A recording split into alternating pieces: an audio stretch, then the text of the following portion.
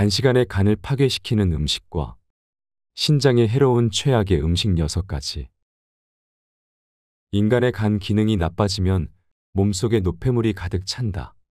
우리가 음식을 먹으면 위장, 소장, 대장에서 소화 흡수 과정을 거쳐 영양분을 몸속으로 빨아들인다. 정확하게 말하면 혈액 속의 영양분을 흡수해서 온몸으로 수종한다. 위장과 소장, 대장에서 흡수된 영양분을 실은 혈액은 모두 간으로 간다. 왜냐하면 외부에서 들어온 영양분 중에 혹시 독소나 세균, 바이러스가 들어있을지도 모르기 때문에 간에서 검역하는 것이다. 이것을 해독 작용이라고 한다. 먼저 이 도서를 주목하시길 바랍니다. 지은이 한의학 박사 김순열, 편행곳 리더 북스, 진짜 식사 원.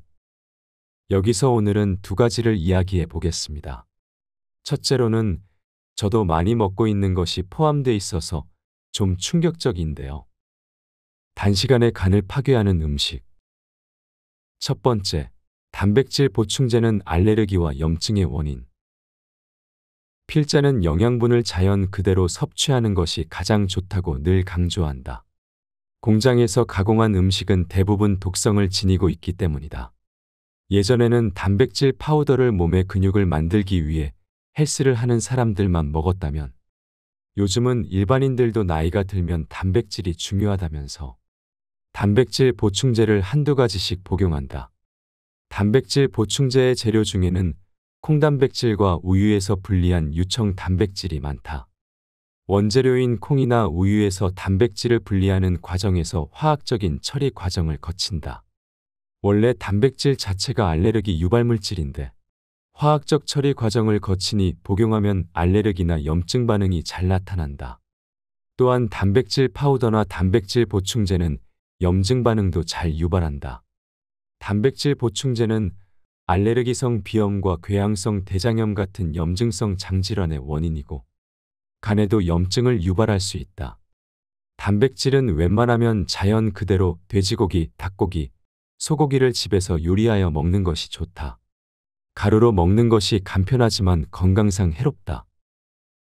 두 번째, 액상과당은 혈당을 급격히 올리고 염증을 유발한다.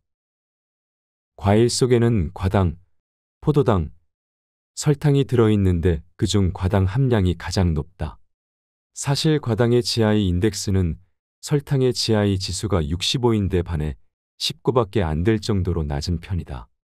여기서 잠깐 GI란 혈당 지수를 말한다. 그런데 왜 과당이 위험한 것인가? 그 이유는 너무 많이 먹기 때문이다. 위험한 과당은 액상과당을 말한다. 우리가 흔히 마시는 주스나 탄산음료, 스포츠 음료에 액상과당이 많이 들어있다. 과일에는 과당이 들어있어도 식이섬유가 풍부하기 때문에 과당이 천천히 흡수되지만 액상과당은 장애물 없이 빠르게 흡수되어 해로운 것이다. 한꺼번에 많은 양의 당분이 혈관으로 들어오면 간이 부담을 느끼고 결국 염증을 유발하게 된다. 과당은 천연물로 섭취하는 것이 건강에 좋다.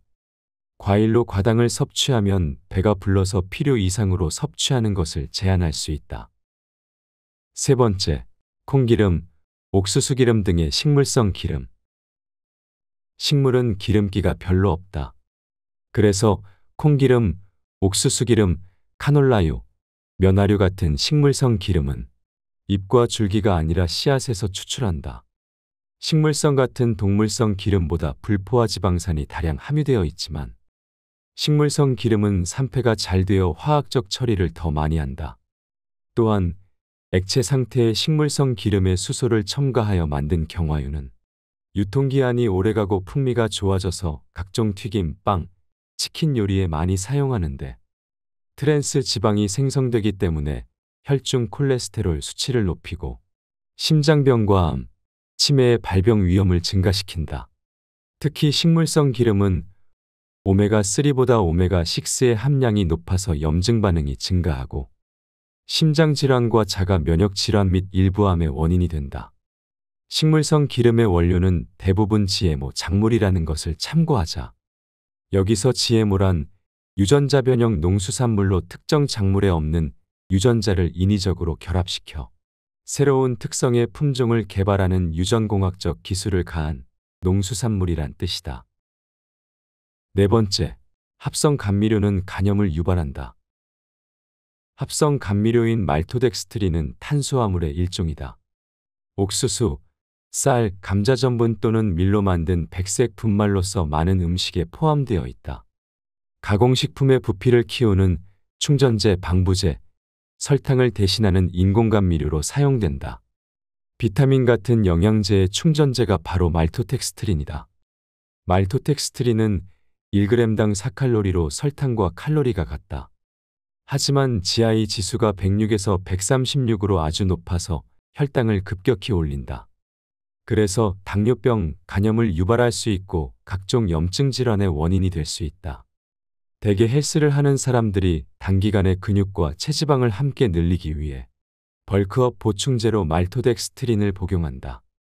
그러나 말토덱스트린 같은 합성 감미료를 다량 복용하는 것은 각종 알레르기와 염증의 원인이 될 수 있어서 매우 위험하다.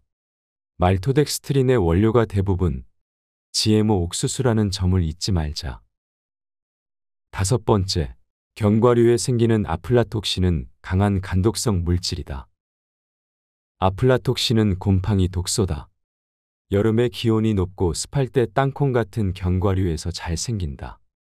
아플라톡신은 강한 간독성 물질이어서 간염뿐만 아니라 간암도 유발할 수 있다. 견과류는 영양분이 풍부한 건강식이지만 기름 성분이 많아서 조금만 오래되면 변질되기 쉬우므로 항상 신선한 제품을 구입해 먹기를 권한다. 위 내용을 다시 한번 간단히 정리하자면 단시간에 간을 파괴하는 음식은 1.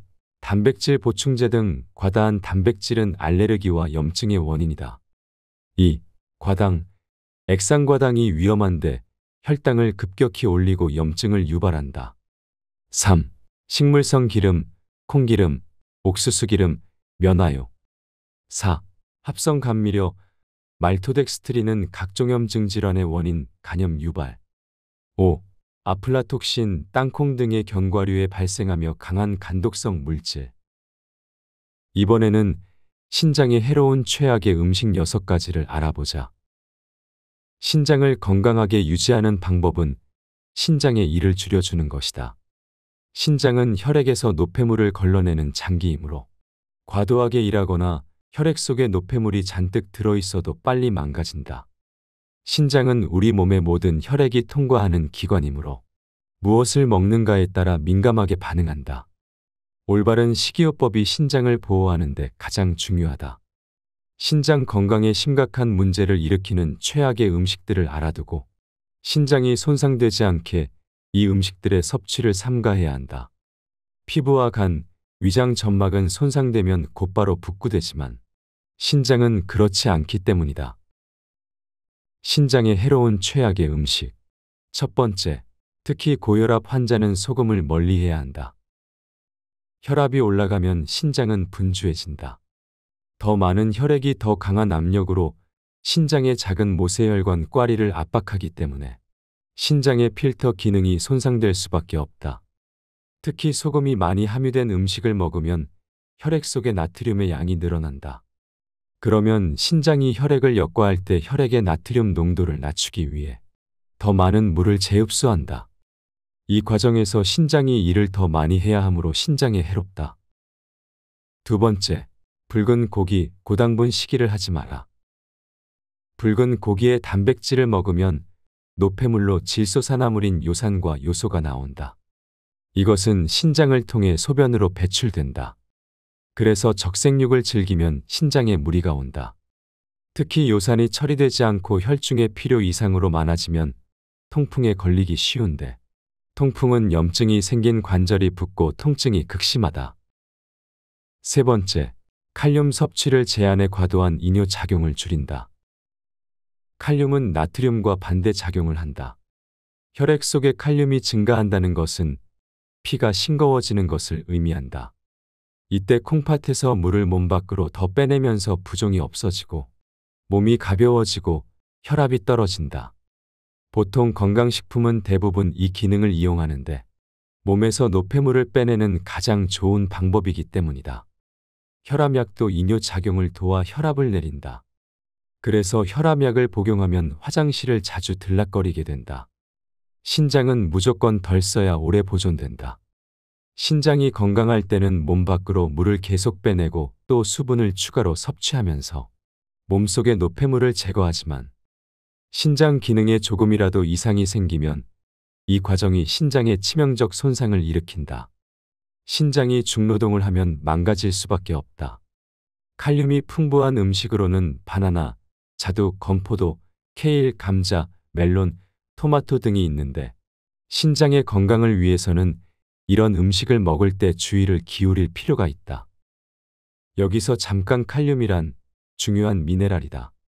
우리 몸의 신경 전달과 심장, 혈관, 내장, 골격, 근육을 수축시키고 에너지를 생산하고 핵산을 합성하고 혈압을 조절한다.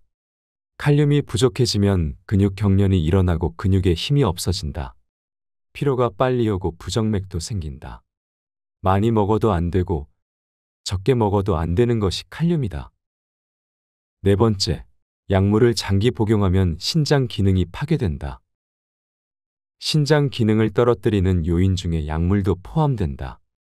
항생제, 항진균제, 항바이러스제, 비스테로이드성 소염진통제, 위산분 비역제제 등을 오랜 기간 복용하면 신장 기능이 정상으로 작동되지 않는다.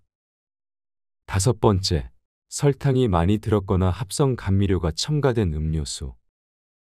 커피는 이뇨작용으로 혈압을 내리고 카페인이 혈압을 올리는 효과가 동시에 있다. 커피는 항산화, 항염증 효과 있어서 만성 신장 질환의 발생 위험을 24% 낮춘다는 연구 보고가 있다. 또한 녹차의 항산화 성분은 혈관을 튼튼하게 하는 효과가 있다. 그래서 커피와 녹차는 단점과 장점이 함께 있어서 적당량 마시는 것은 큰 문제가 없다.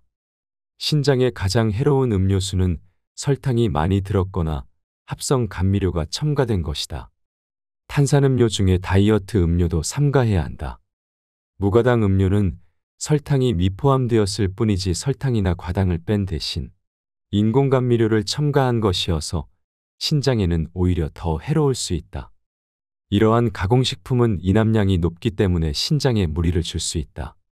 신장의 건강을 위해서는 갈증이 날 때 맥주나 음료수보다는 맹물 한 잔 마시는 것이 낫다.